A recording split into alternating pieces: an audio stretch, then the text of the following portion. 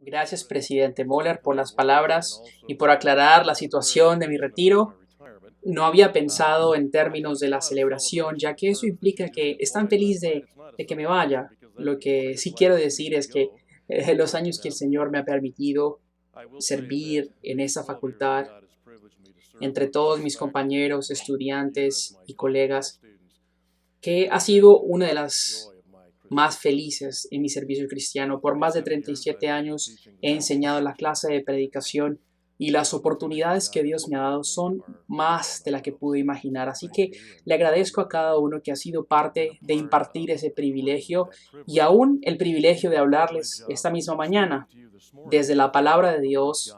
Si puede tomar su Biblia y abrirla en Hebreos capítulo 4, vamos a estar rodeando los versículos 14 al 16 esta mañana. Un pasaje que creo que es familiar y que confío que nos hable con esperanza del Evangelio. Como cantábamos hace poco, estábamos confesando una verdad profunda todos juntos. Y es que no estamos aquí porque somos gente grande. Estamos aquí porque Jesús es un gran Salvador.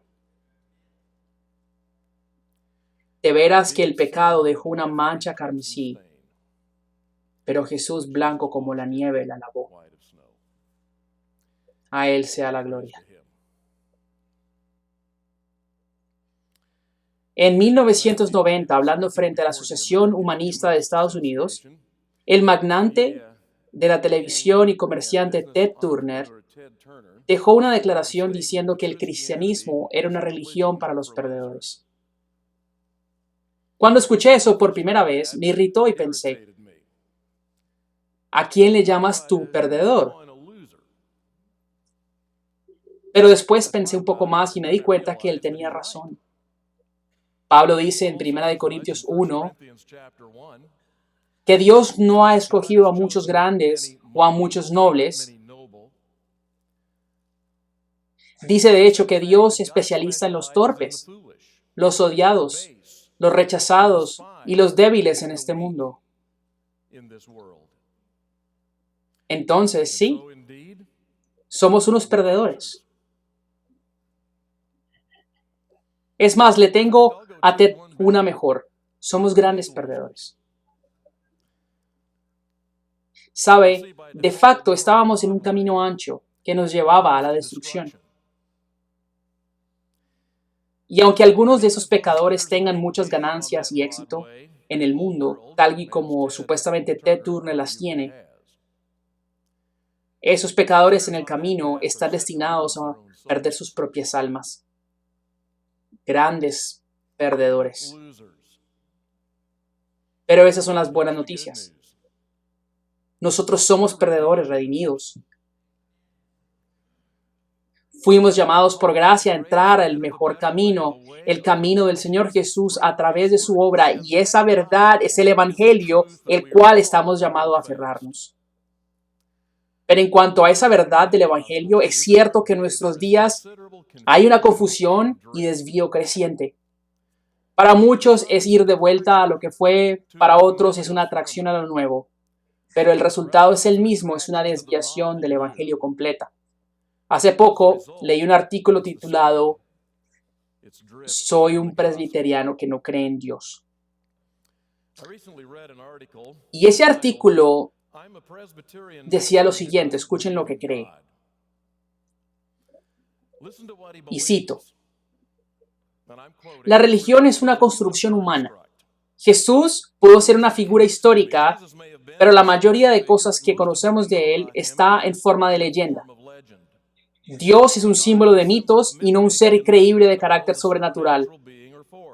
La Biblia es un producto humano, en cambio de una revelación especial de un ser divino.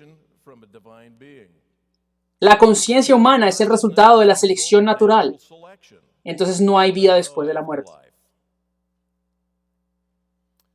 Después de tal confesión incrédula, él hace una siguiente declaración, que él no aprecia que le digan que no es un cristiano. Más adelante en el artículo, él discute que el cristianismo sin creencia está prosperando ahora mismo. Aquellos que lo practican, en cambio de las creencias tradicionales, enfatizan la justicia social, la integridad personal y la resistencia y la comunidad.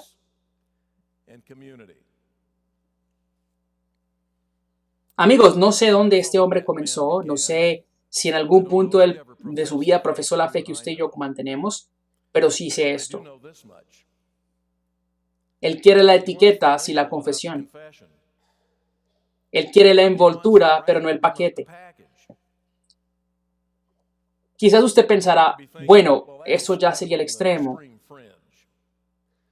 Pero quiero que recuerden que hay muchos que una vez profesaron la fe evangélica, la fe que usted y yo mantenemos, pero que desde entonces se han apartado de ella.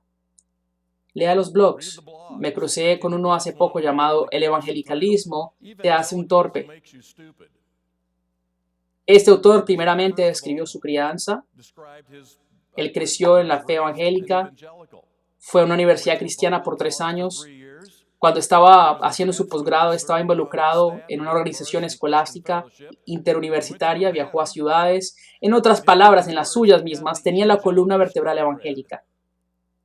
Pero ahora cito, no me he identificado como evangélico por al menos 25 años, por al menos. Empecé a apartarme durante mis días universitarios y aún más cuando trabajaba en la organización.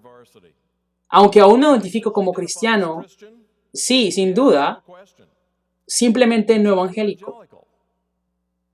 Entonces, ¿por qué no? Simplemente porque me di cuenta que ser evangélico te vuelve torpe.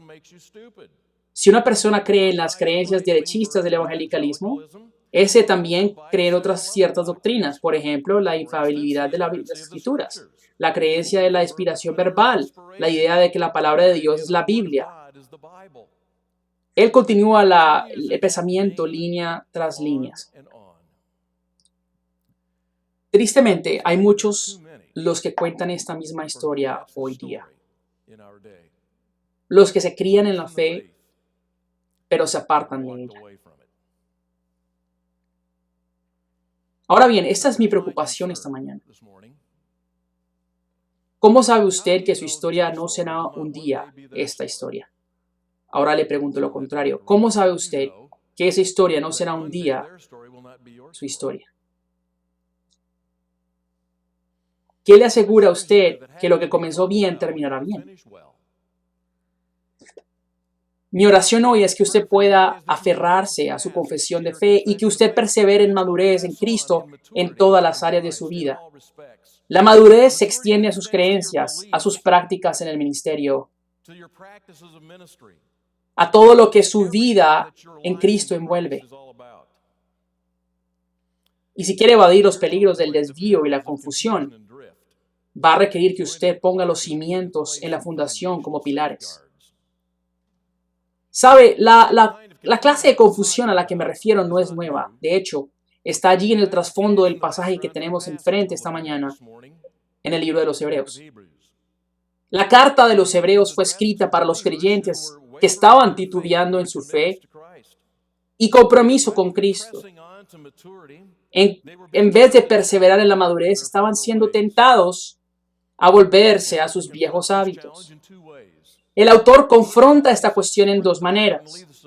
Él establece primero doctrinalmente la supremacía de la persona de Cristo en todas las áreas. Él describe a Cristo como superior a los ángeles, superior a Aarón y a Moisés y el antiguo pacto con sus sacrificios. Y luego en medio de esas doctrinas, él introduce 5 pasajes de advertencia, dejando claro a los lectores los peligros de su desvío y les exhorta a aferrarse a Cristo y de perseverar en la vida de su fe.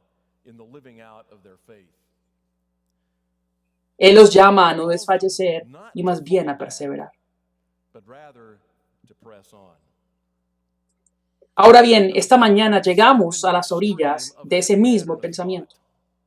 Nuestro texto comienza con la palabra por tanto, y con esa palabra usted regularmente encuentra una inferencia en un argumento que se basaba en premisas previas.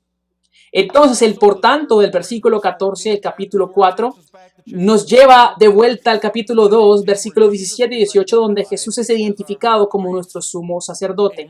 Un sumo sacerdote fiel y misericordioso, nos dice el autor. La fidelidad de nuestro sumo sacerdote se desarrolla en el capítulo 3, versículos 1 y 6. Pero en ese punto, tras describir el sacerdocio de Jesús, el autor introduce su segundo pasaje de advertencia. En el capítulo 3, versículo 7, en el pasaje de advertencia, él trae a la mesa los peligros de incredulidad.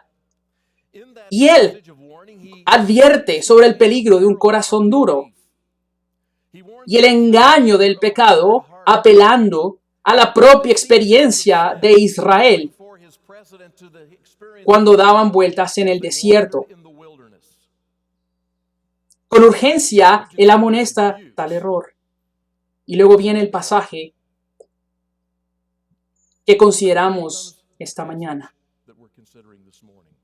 En la superficie de esta excelente advertencia, él vuelve al tema del sacerdocio de Jesús con esperanza para los creyentes que pasan por tentaciones y pruebas. Esperanza en Dios, quien provee misericordia y paz mientras nos aferramos a nuestra confesión, mientras nos acercamos a Él con confianza. Sígame si puede mientras leo Hebreos 4, versículo 14. Teniendo pues un gran sumo sacerdote que trascendió a los cielos, Jesús, el Hijo de Dios, retengamos nuestra fe, porque no tenemos un sumo sacerdote que no pueda compadecerse de nuestras flaquezas, sino uno que ha sido tentado en todo como nosotros, pero sin pecado. Por tanto, acerquémonos con confianza al trono de la gracia para que recibamos misericordia y hallemos gracia para la ayuda oportuna.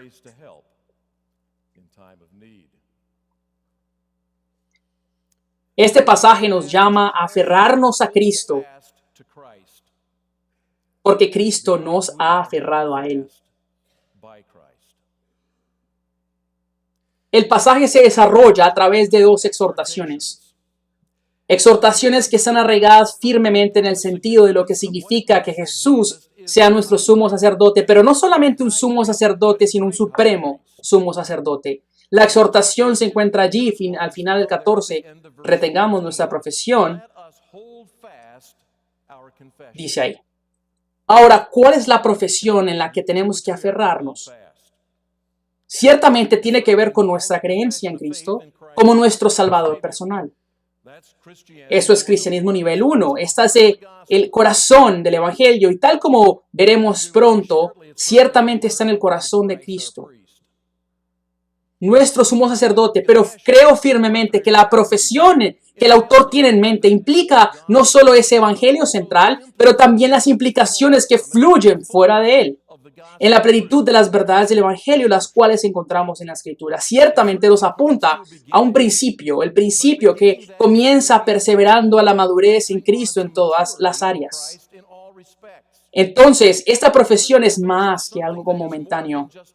Es algo y no solo para nuestra emotiva conversión. Es esa que mira a nuestro presente y su continuación. Las profesiones son expresiones verbales llenas de sustancia. No son palabras al aire.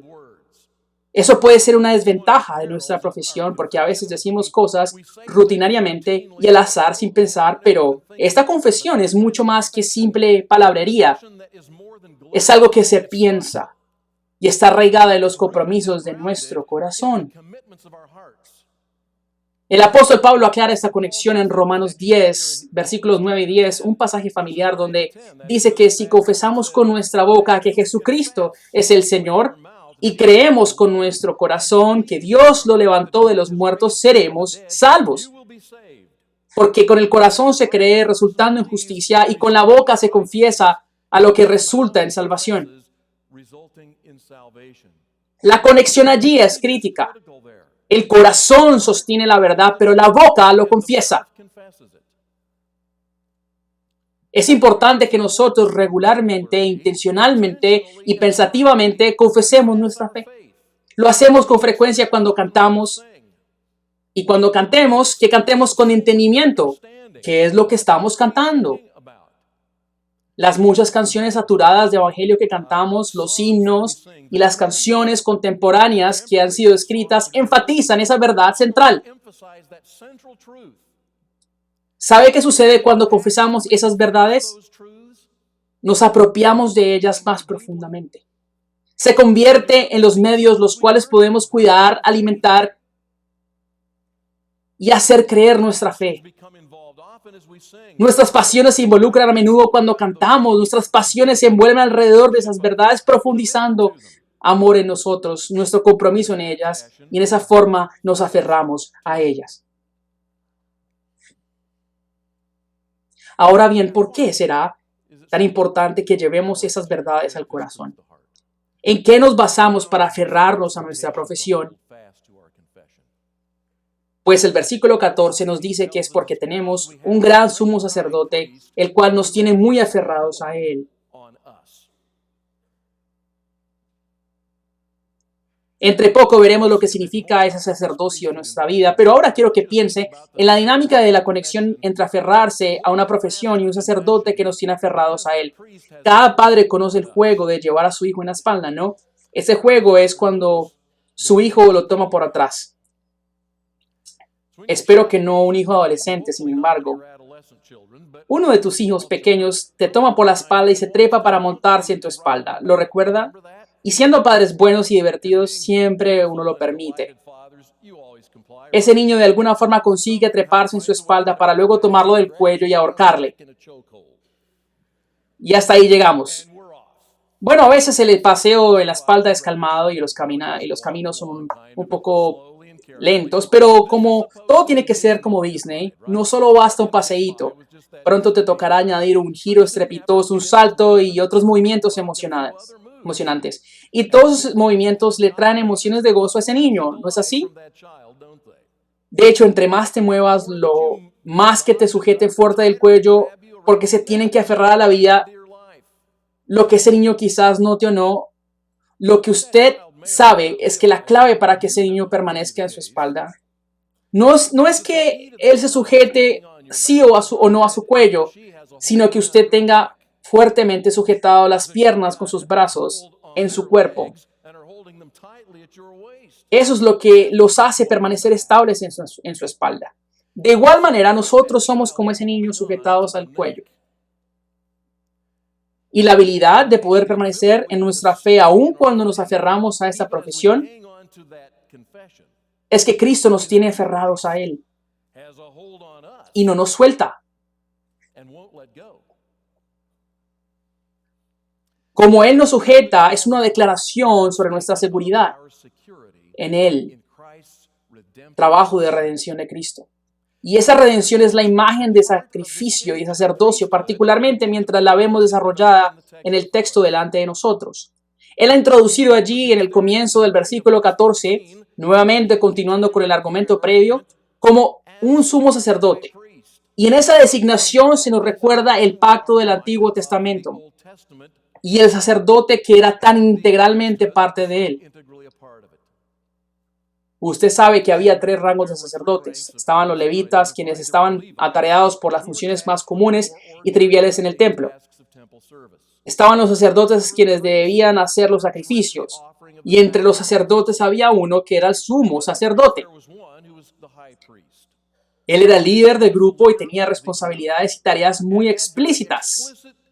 Particularmente tengo en mi mente aquellas que tenían que ver con la expiación y su día. Lea Levítico 16 y verá todos los detalles, el proceso y todo lo que había para la ofrenda del sacrificio en ese día de expiación.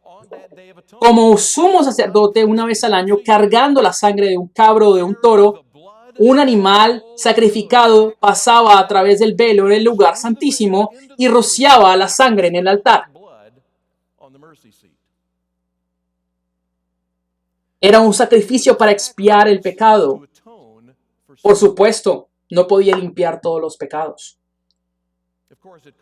Entonces, tenía que ser ofrecido año tras año. Entonces, Jesús en ese mundo de expiación es presentado en la línea de un sumo sacerdote, pero Él no es un sumo sacerdote ordinario. El texto nos dice que Él es un gran sumo sacerdote.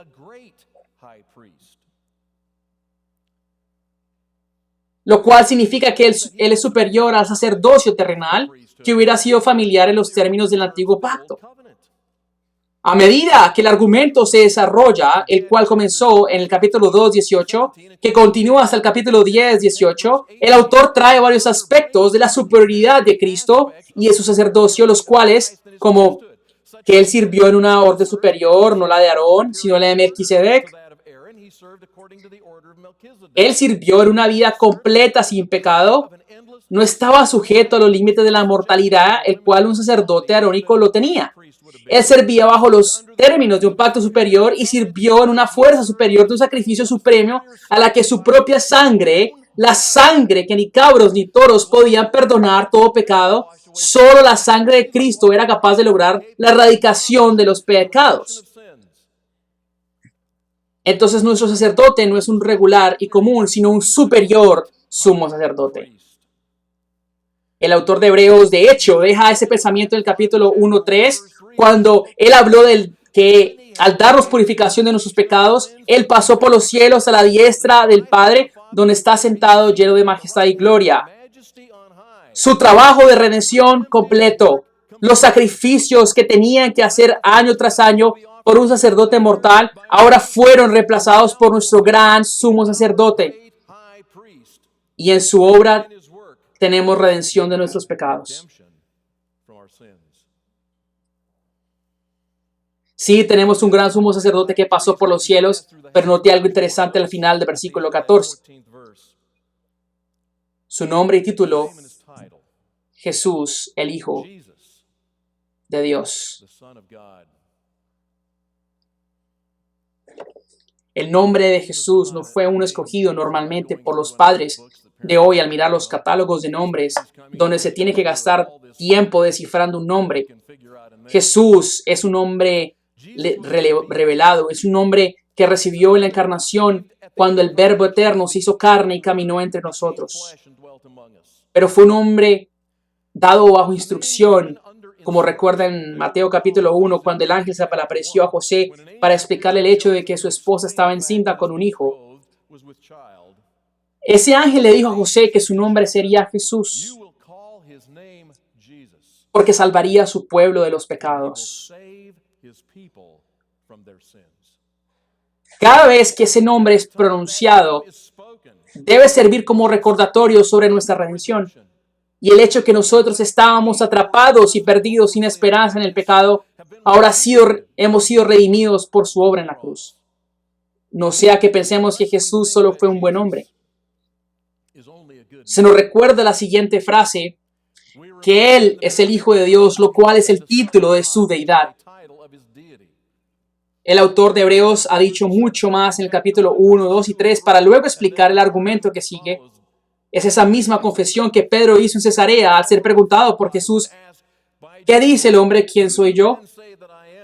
Y después de dar muchas respuestas, algunas les preguntó a ellos, ¿quién cree que soy yo ustedes? Y Pedro responde, según la Reina Valera, tú eres el Cristo, el Hijo del Dios vivo.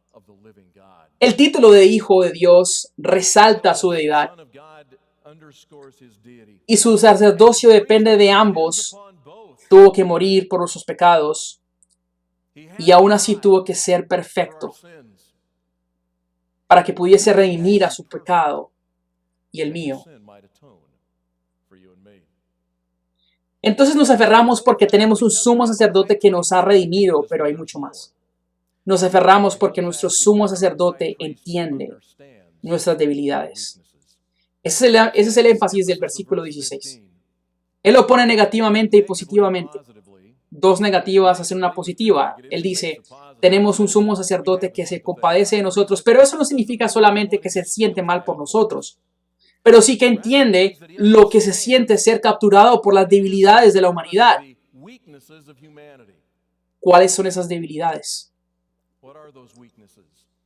Bueno, ciertamente se relacionan con las realidades de la fragilidad humana, tales como la enfermedad, el dolor, el sufrimiento, tristezas, desánimo. Esa clase de cosas que Pablo utiliza bajo esa etiqueta en 2 Corintios 10:12. Al mencionar su espina en la carne y declarar que esas son flaquezas a las que la luz de Dios resplandece, porque en esa debilidad el poder de Dios se perfecciona. Pero también digo que en este pasaje las debilidades no son solo asuntos de fragilidad, sino que también van a los asuntos de nuestra pecaminosidad.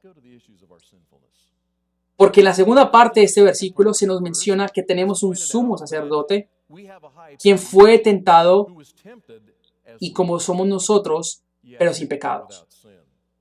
Conoce nuestro déficit moral, no porque él también lo experimentó, sino porque él conoce la humanidad.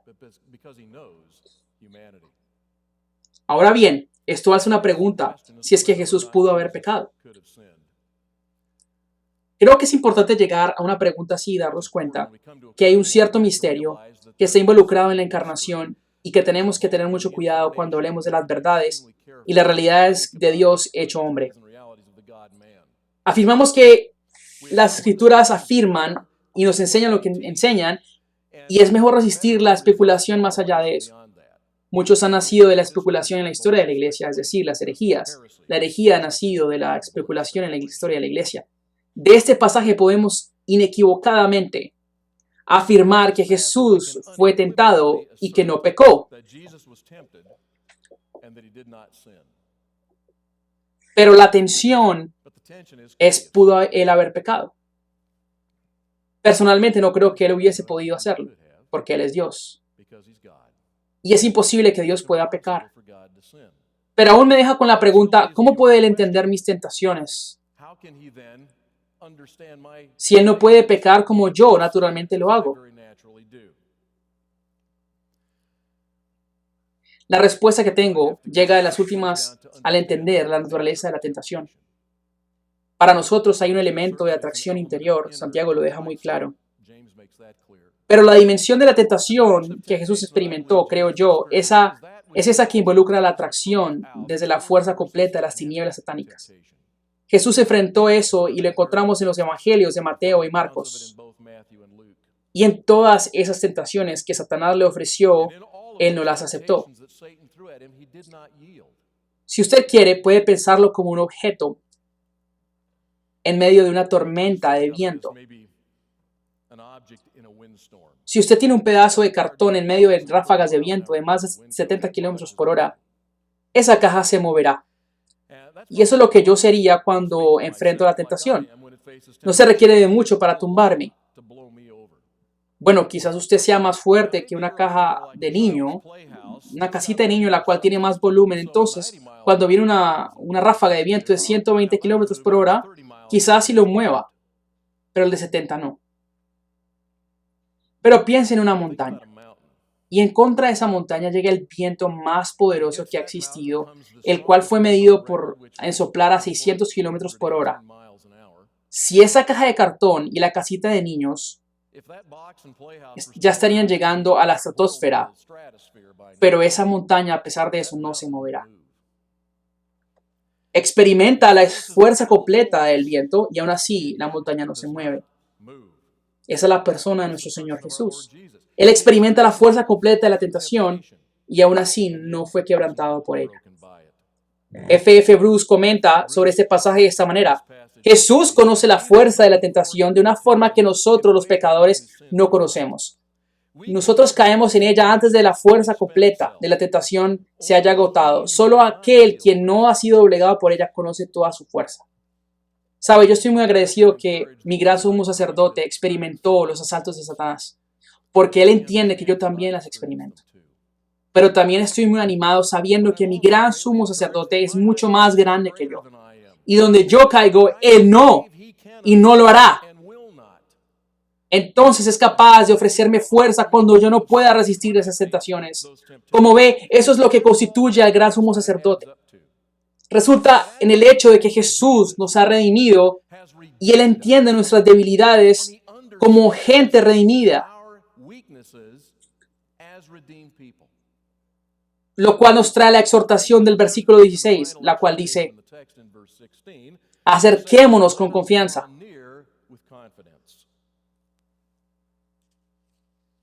Cuando pensamos en un trono en el cual estamos llamados a acercarnos a uno de gracia, Cuando pensamos en un trono, pensamos en un soberano y también pensamos en nuestra falta de dignidad para acercarnos y uno donde ciertos límites no hay acceso. Si tan solo es difícil solicitar una audiencia con el presidente de los Estados Unidos, es más, a mí me tocó buscar la respuesta en Google, donde me llevó a la página web de la Casa Blanca, donde cordialmente me sugirieron que les escribiera una nota.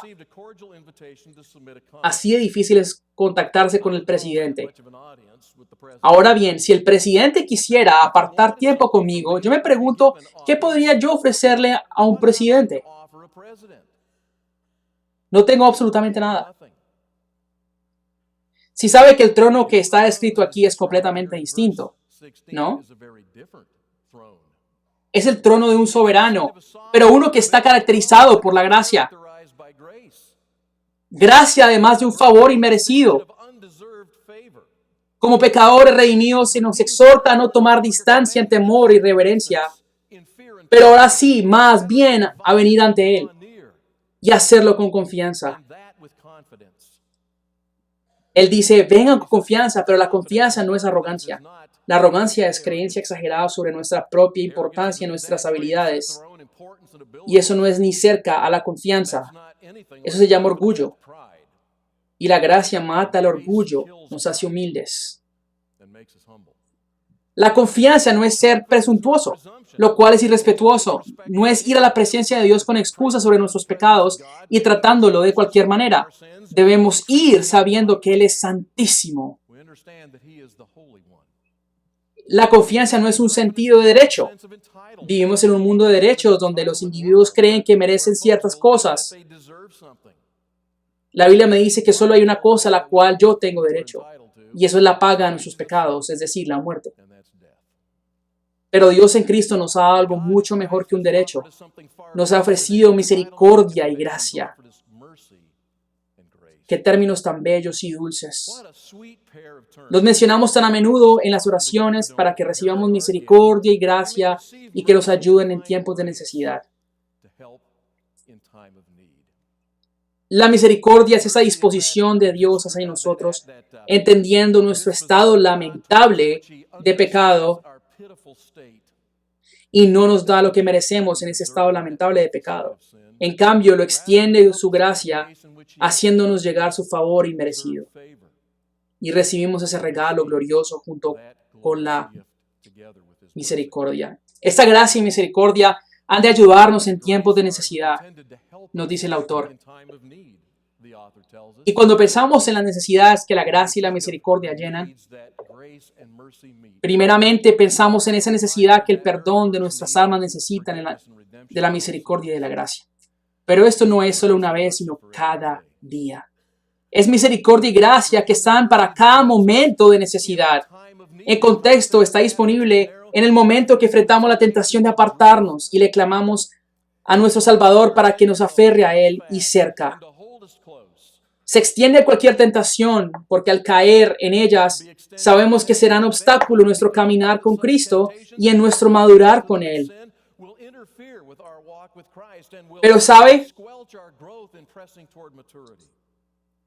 El término debilidad, el cual se menciona antes, esas debilidades que nos afectan en nuestra fragilidad humana también son ocasiones en las cuales necesitamos la gracia de Dios para enfrentar lo que sea en la vida y en el mundo caído para que nos traigan en nuestro camino. Muy amplias podrán ser nuestras debilidades, pero más amplias son la misericordia y la gracia de nuestro Salvador. Entonces, ese es el punto.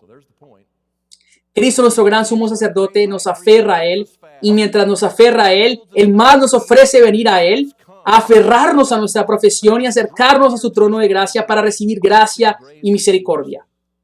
Aquí no hay método misterioso, nos aferramos a su confesión mientras le hablamos, mientras oramos, mientras nos saturamos en las palabras de Dios, mientras caminamos en obediencia al Espíritu, en santificación y obediencia.